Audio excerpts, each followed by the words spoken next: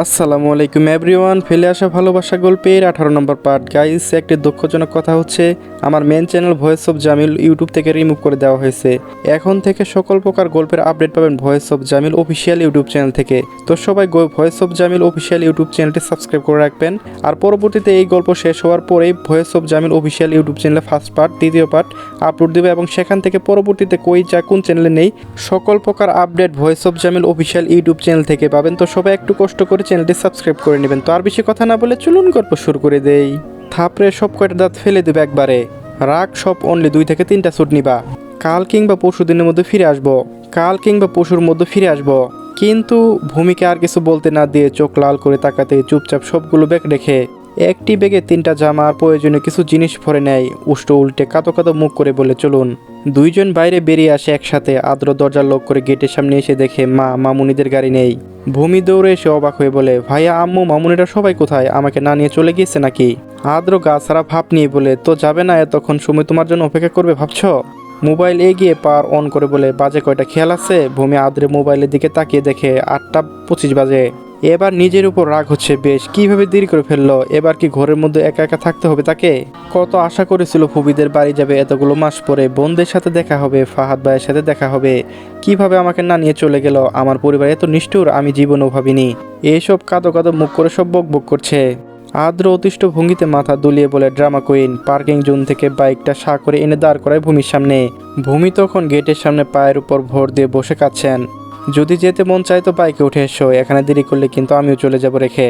ভূমি করুণ দৃষ্টিতে ঘাড় উঁচিয়ে দৃষ্টি নিক্ষেপ করে আদ্রের দিকে। এই জন্যই বলে, ও সহায়কে নিয়ে মানুষ মজা নিতে ভালো পায়। আমি যাব না আপনার সাথে বাইকে। ওই দিন আপনি আমাকে মেরে ফেলতে চেয়েছিলেন, আমি ভুলে যাইনি মোটেও। আদ্র হেলমেট ঠিক করতে করতেই বলে, ঠিক আছে, না যেতে চাইলে আমার কিছু করার নেই। এই নাও চাবি, একটা বাড়িতেই থেকো। বাড়ি দেখাশোনা করে আর ভূত পেতিনদের সাথে গল্পগুজব করে সময় কাটিও, আমি আসি। এই বলে আদ্র বাইক স্টার্ট দেয়। ভূমির মাথায় জিনিসটা আসে, এত বড় বাড়িতে সে কিভাবে একা থাকবে? তাকে যদি ভূতে ধরে কিংবা কেউ ডাকাতি করতে এসে খুন করে রেখে চলে যায় তখন? না না না, তার চাইতেও বরং ওনার সাথে চলে যায়। দরকার হলে ওনাকে ঝাপটে ধরে বসবো, তাহলে আর ফেলে দিতে পারবে না। এছাড়া আর তো কোনো উপায় নেই। একবার ওখানে যায় আর জীবনও কারোর সাথে কথা বলবো না। ভাবনা ভেঙে ভূমি হুটুপুটি করে উঠে দাঁড়িয়ে এগিয়ে আসে বাদ্রের দিকে। না না, দাঁড়ান, আমিও যাবো আমিও। কিন্তু ভাইয়া, বাইকটা ধীরে চলাবেন। ভূমি আদ্রের করুণ গলায় কথাটা বলে। আদ্র ভূমির এমন মুখখানা দেখে বেশ মজা নিচ্ছে, হেসে চলে, ঠিক আছে, ভেবে দেখবো। উঠ জলদি। ভূমি আদ্রের পিছনে উঠে বসে, ধরে বস। পড়ে গেলে তখন বলতে এসো না, আদ্র ভাই ফেলে দিয়েছে। ভূমি মুখ বাঁকায়, বেশ দ্বিধাদ্বন্দ্বে ভুগছে। কি করবে? ধরবে কি ধরবে না? ওনাকে শুলে যদি বুকের ধুকবুক আওয়াজ বাইরে বেরিয়ে আসে তখন ধরা পড়ে যাব তো। ভূমিকে মূর্তি সেজে বসে থাকতে দেখে আদ্র ইচ্ছে করে হঠাৎ বাইকটা টান দেয় আর ভূমি পড়ে যেতে নিলে আদ্রকে ঝাপটে দূরিয়ে ধরে। ভূমির চোখ জোড়ার রসগোল্লা নেই, বড় বড় হয়ে গিয়েছে, এখনই যেন বেরিয়ে আসবে। বুকের ভিতর হাজার গুণ জুড়ে হৃৎপিণ্ড তার নৃত্যের তাণ্ডব শুরু করেছে, কিন্তু আদ্রের মাঝে কোনো ভাবান্তর নেই। সেই স্বাভাবিক ভঙ্গিতে বাইক চালাতে ব্যস্ত। মিররে মুখ দেখে বোঝার উপায় নেই, মুখ ইয়া বড় কালো গ্লাসে একটা হেলমেট দ্বারা ঢাকা। প্রায় 6 থেকে 7 ঘন্টা জার্নি করে এসে বাইক থামে কাঙ্ক্ষিত স্থানে। ভূমি বাইক থেমে নেমে যেতেই হাঁপ ছেড়ে বাঁচে। এতক্ষণ হাওয়া ভাসছিল, মনে হচ্ছিল চোখ খুলে টুপ করে 10তলা বিল্ডিং থেকে নিচে পড়ে যাবে। যদিও আদ্র বেশ ধীরে চালিয়েছে, আজকে থেকে 5 ঘন্টা লাগার কথা, বাইক সেখানে লেগেছে 7 ঘন্টা।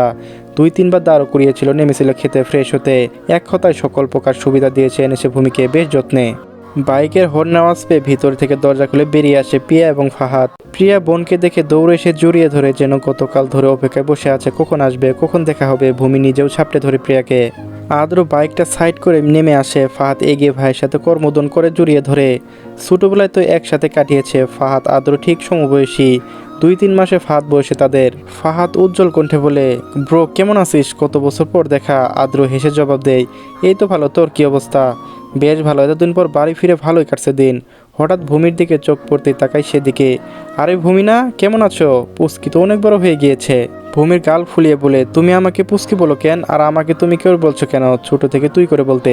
তখন তো ছোট ছিলে, এই জন্য, এখন তো বড় হয়ে গিয়েছো, তুই বললে কি চলে নাকি? আদ্রকে ছেড়ে ফাহাদ এবার ভূমিকে দিকে এগিয়ে বেশ রসিকতা শুরু করে।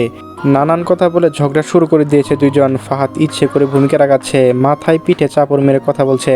তা বেশ বুঝতে পারছে আদ্র, কিন্তু জিনিসটা আদ্রের মোটেও ভালো লাগেনি। বেশ বিরক্ত করে তুচ্ছ দৃশ্যটা। মুখে কিছু প্রকাশ না করে তাদের পাশ কাটিয়ে ভিতরে চলে আসে। মামুনিরা সকলে বেশ হাসাহাসি করছে, গল্প করছে আজ বেশ কয়েক মাস পর এসেছে কিনা। স্বামীদের ব্যস্ততা, মেয়েদের পড়াশোনার জন্য কোথাও বেরোনোর সুযোগ হয়ে ওঠে না। নিজের বাপের বাড়িও যেতে পারে না বিয়ের পর থেকে, কিন্তু আজ এতদিন পর কোথায় একসাথে চলে এসেছে, বিদায় অনুষ্ঠানের সময় কাটাচ্ছে। আদ্র ভিতরে এসে ফুপি ফুপাকে সালাম করে সোফায় এক পাশ হয়ে বসে। বাড়িতে তারা বাদে আরও মেহমানরা উপস্থিত দেখা মিলছে। ওনারা হয়তো ফাহাদের বাবার পরিবারের লোকজন, আদ্রে চেনা নেই, আশাও হয়নি সেভাবে কখনো, আর ছোটোবেলায় দেখলেও খেয়াল পড়ছে না কাউকে। ভূমি ভিতরে এসে নিজের পরিবারের কারোর সাথে একটাও কথা বলছে না, মুখ বাঁকিয়ে সোজা হেঁটে ফুপি ফুপাকে গিয়ে সালাম করে জড়িয়ে ধরে আদর নিচ্ছে। সকলে নাস্তা সেরে যে যার জন্য নির্দিষ্ট ঘরে পাড়ি জমায়। অনেক দূর জার্নি করে ফ্রেশ হতে হবে। দুপুরে খাবার দেওয়া হয়েছে টেবিলে, সেজন্য ভূমি আদ্রি থাকছে পিয়ার সাথে একই ঘরে। আদ্রকে আলাদা রুম দেওয়া হয়েছে, কারণ তারা কারোর সাথে রুম শেয়ার করে থাকার অভ্যাস নেই। বিশেষত যখন নিচে মিসেস সাবিনা বলেছিলেন, সকলের সামনে ভূমি হুট করে হেসে দিয়ে মুখ পাকছে বলে ওঠে, হ্যাঁ তাহলে কি উনি বিয়ে করবেন না? ইনডিরেক্টলি বললেও বিষয়টা কারো মাথায় ঢুকতে বেগ পেতে হয়নি। এত মানুষের সামনে এমন কথা শুনে আদ্র বেশ লজ্জায় পড়ে যায়, রাগে নাকের ডগা লাল হয়ে যায়। ভূমির দিকে অগ্নিদৃষ্টি নিক্ষেপ করে তাকায়। বেচারি নিজে অজান্তে করা ভুলের জন্য জিব্বা কেটে এক দৌড় লাগায় রুমের দিকে। গ্রীষ্মের আগুন ঢালা সূর্য, তেতোটা পরিবেশ, ক্লান্তি অবসান, ঘাম দেহ সব মিলিয়ে এই গ্রীষ্মের দুপুর। গ্রীষ্মের দাবদাহ প্রকৃতির সকল কোমলতাকে মুছে দিয়ে প্রকৃতিতে ছড়িয়ে দিচ্ছে প্রচণ্ড দহন জ্বালা। দুপুর পেরিয়ে সময়টা গড়িয়েছে সন্ধ্যার বিকালে মাঝামাঝি। আনন্দ হই হুল্লোড় আর আড্ডার মাঝে কাটছে সকলের সময়। তোড়জোড় শুরু হয়েছে বিকেলে নাস্তা তৈরির। বাড়ি ভর্তি মানুষ, তাই আয়োজনও করছে বিশাল। ভূমি আদ্রিকে এখন দেখা নেই, সেই দুপুরে খেয়ে ঢুকে পড়েছে ঘরের ভিতর। মিনিট পাঁচেক আগে আদ্র ক্লান্ত শরীর নিয়ে ঘুম থেকে উঠে ফ্রেশ হয়ে ড্রয়িং রুমে সোফায় আসে। এতদূর নিজের বাইক চালিয়ে আসা, কি আর চারটেখানি কথা, তাও এই কাঠ করা রোদের মধ্যে। শরীর তেচিয়ে পড়েছে, তার ছেলেটাকে মুখ দেখে বোঝা যাচ্ছে দুপুরে খেয়ে শুয়েছিল, মাত্র ঘুম ভেঙেছে। আদ্র মোবাইল চাপতে চাপতে এসে বসে আশপাশটা পর্যবেক্ষণ করে নিল। না, কেউ তো নেই। ছোট সদস্যদের মধ্যে ফাহাদেরও দেখা মিলছে না। এবার কিছুটা হাত পা ছেড়ে হেলান দিয়ে বসলো। তখন মিসেস তাহমিনা কিচেন থেকে বেরিয়ে আসতেই ভাইকোকে দেখে এগিয়ে আসে। চিন্তিত কণ্ঠে জিজ্ঞেস করে, বাবা শরীরটা খারাপ লাগছে? চোখ মুখ কেমন দেখাচ্ছে? কিছু খাবি? পানি দিয়ে একটু? আদ্র ফুবির দিকে তাকিয়ে আলতো হেসে বলে, না তেমন কিছু না, একটু ক্লান্ত লাগছে এই জন্য। আচ্ছা বাবা, কিছু লাগলে ফুপিকে বলবি, কিন্তু নিজে যা ইচ্ছে হবে তাই খাবি, এটা তোর বাড়ি। আদ্র প্রতি উত্তরে কেবল সৌজন্য শুধু হাসি দিয়ে। গোধূলি নগ্ন, চারিপাশ অন্ধকার ঢেকে আসছে। পৃথিবী তার সাদা মায়া ত্যাগ করে আধারে ডাকতে ব্যস্ত হয়ে পড়েছে। পাখিরা তাদের ফিরা তোড়জোড় শুরু করে দিয়েছে। আকাশে আজ বেশ মৃদুমন্দ বাতাস দেখা মিলছে। প্রতিদিনকার মতো ভ্যাপসা গরমে যে তীব্রতা সেটা নেই। সন্ধ্যার পর থেকে শীতল পরিবেশ, হয়তো বৃষ্টি তার আগাম বার্তা দিচ্ছে বর্ষাকাল আসলো বলে। সবাই একে একে জমা হতে শুরু করে দিয়েছে ড্রয়িং রুমের সোফায়। একটু পরে হাঁক ছাড়ল গৃহিণী। চট জলদি নিচে নেমে আসতে নাস্তা তৈরি করে ঠান্ডা হয়ে যাবে। ডাইনিং টেবিলে সাজানো হচ্ছে হরেক রকমের নাস্তার আইটেম। রান্নাঘরে মো মো করছে খাবারের গন্ধে। আবহাওয়া ঠান্ডা বিদায় সাবিনার প্ররোচনায় তৈরি হয়েছে সাথে চিংড়ি পকোড়া। ছেলে তার বেশ ভালো পায় কিনা খেতে। সে যে ঘটনাটা ঘটিয়ে ঘরে গিয়েছিল আর আদ্রের সামনে পড়ার সাহস করেনি ভূমি। একা পেলে আবার না জানি কি করেন, কিন্তু এখন তো আর না চাইলেও যেতে হবে। ফুপি ডাকছে। অবশ্য এখন কি আর কিছু করতে পারবে নাকি? তিন বোন রাজকীয় বেশে ধুমধাম পা ফেলে নেমে আসছে সিঁড়ি দিয়ে। তাদের সাথে যোগ হলো ফাহাদ। ভূমির মাথায় চাপড় মেরে বলে, কেমন আছিস ভূমি রানী? আকস্মিক আক্রমণে কিছুটা ঘাবড়ে যায় ভূমি, কেঁপে উঠে। সেদিকে তাকাতে নজরে পড়ে লম্বা হাসি রেখা টেনে একই সিঁড়ি বেড়ে বরাবর দাঁড়িয়ে আছে ফাহাদ। নজর ভূমির দিকে স্থির। ভূমি উষ্টজোড়া গোল করে অভিমানী কণ্ঠেই বলে, ফাহাদ ভাই তুমি হুট করে কেন এমন করলে? আমি তো ভয় পাই নাকি? হি হি, ভয় পাওয়ার জন্যই তো করেছি নাকি বল? যাও, তোমার সাথে কোনো কথা নাই। তোমার এই ছোটোবেলার অভ্যাসটা গেল না দেখছি এখনো। হ্যাঁ বলে মুখ ফুলিয়ে নেওয়াটা। যাও ভালো, আমার ইচ্ছে। এই বলে ভূমি পা গিয়ে চলে যেতে নেই, ততক্ষণে আদ্রি পিয়া নেমে চলে গিয়েছে নিচে। হুট করে পুনরায় ফাহাদ ডাক দেয়, ভূমি রানী শোন। ভূমি পা থামিয়ে ঘাড় ঘুরিয়ে তাকায় ফাহাদের দিকে। তুমি আমাকে ফাহাদ ভাই ডাকবে না আজ থেকে, কেমন? কেন তাহলে কি ডাকবো? ভূমি ভাবনা তো চাহনিতে তাকিয়ে প্রশ্ন করে। তুমি আমাকে ফাহাদ ভাই ডাকবে, চাইলে নাম ধরেও ডাকতে পারো, সমস্যা নেই। আপনি তো আমার থেকে অনেক বড়, আমি বুঝি আপনাকে নাম ধরে ডাকবো? আদ্র ভাইয়া শুনলে আমাকে মেরে ভর্তা বানিয়ে দিবে। আচ্ছা একটা কথা বলুন, যে ভাইয়া বললে কি হবে? আদ্র ভাইয়াকে তো ভাইয়া বলেই ডাকি।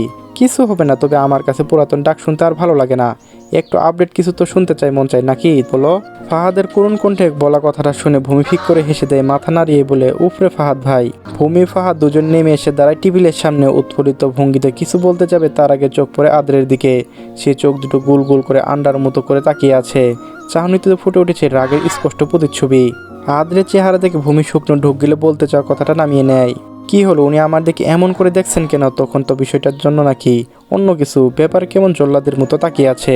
মুখ লুকিয়ে অন্য পাশে গিয়ে দাঁড়ায়। নাস্তা শেষে বসেছে গল্পের আসরে বাড়ির সকল ছোট সদস্যদের মধ্যে ভূমি, আদ্রি আর পিয়া আরও কাজিনরা সহ মোট 4-5 জন হবে। ঠিক করা হচ্ছে তারা খেলবে, কি খেলবে তা ঠিক করে উঠতে পারছে না কেউ। দূরে বসে আদ্রের সাথে কথা বলছিল ফাহাদ। ভূমি হাসি মুখে জোরে হাঁক লাগায় ফাহাদের উদ্দেশ্য, ফাহাদ ভাই এদিকে এসো না একটু। ভূমিটাকে ফাহাদ শব্দ আদ্রেও সেদিকে তাকায়, কিন্তু আদ্রের নজর স্বাভাবিক নয়, বরং কপালে মাঝখানে পড়েছে কয়েক স্তর ভাঁজ। ভূমি এমন ডাকের অর্থ খুঁজতে ব্যস্ত আদ্র। সকাল থেকে ভাইয়া থেকে এখন ভাই হয়ে যাওয়ার রহস্য মাথায় উপর দিয়ে গেল। ফাহাদ ভূমিদের আড্ডার জায়গায় এগিয়ে গেল। আদ্র উঠে ধূপধাপ পা ফেলে উঠে চলে গেল নিজের কক্ষে। ভূমির অবশ্য নজর বুলিয়ে একবার খেয়াল করে আদ্রে যাওয়ার পানে। পুনরায় চোখ পিরিয়ে নজর দেয় নিজেদের খেলায়। সব কাজিনদের মাঝে বেশ জমে উঠেছে খেলা। টুড্ডিয়ার খেলছে, অবশ্য ভূমি না করেছিল। এমন আদি জামানার খেলা সে খেলতে ইচ্ছুক না, কিন্তু কি করবে, সবাই রাজি হয়ে গিয়েছিল, এখন না খেলে উপায় নেই। পরপর সবার টান খেলা শেষ। উপস্থিত সবার মুখে উত্তেজনার হাসি। বাকি আছে 3 জন, ফাহাদ, ভূমি, আদ্রি। বোতল ঘোরাতেই তা ঘুরতে ঘুরতে গিয়ে থামে ফাহাদের সামনে। সবাই ও করে চিল্লিয়ে ওঠে। ভূমি লাফিয়ে ওঠে বলে, আমি জিজ্ঞেস করবো তোমাকে, ওয়েট, বলো কি নিবে, তুত নাকি ডিয়ার? সকল নজর ফাহাদের দিকে। চাহনিতে ভেসে উঠেছে কৌতূহল। ফাহাদ খানিকক্ষণ মুখে হাত দিয়ে ভেবে নিল, পরক্ষণে হেসে বলল, টুত। চলবে। পরবর্তী পার্ট আমার মেন চ্যানেল এখন যেটা হবে ভয়েস অফ জামিল অফিসিয়াল, সেটাতে আপলোড করা আছে, সবাই দেখে নেবেন। লিঙ্ক আমার এই video description box, first comment এবং স্ক্রিনেও ভেসে উঠবে, সেখানেও ক্লিক করে দেখে নিতে পারেন। ধন্যবাদ।